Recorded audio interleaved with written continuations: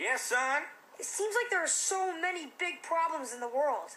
How is our government working to solve them? Well, son, it's a bit complicated. Can you tell me? I'm not sure. Well, can you sing it for me? Maybe I can. It's a little like this. You're screwed.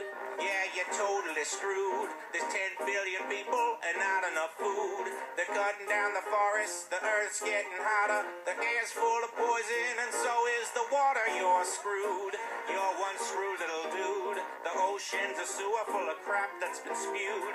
Everyone's obese and hooked on narcotics. Infectious diseases are resistant antibiotics. I reluctantly must conclude, you're screwed, you're screwed, you're screwed. Gee, so you're saying my generation faces the imminent prospect of a bleak and potentially apocalyptic future? That's right, son. And our politicians are too busy fighting to do anything about it. I think I understand, but let me see if I've got this straight. I'm screwed. All us kids, we're all screwed.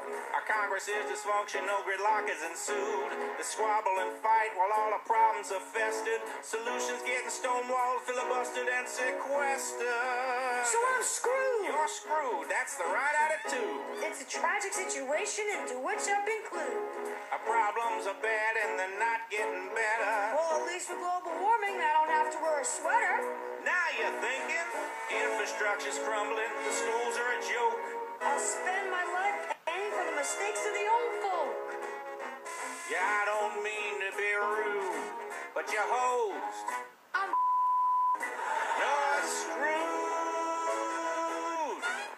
And that's how our government works, son. Boy, Dad, they really suck.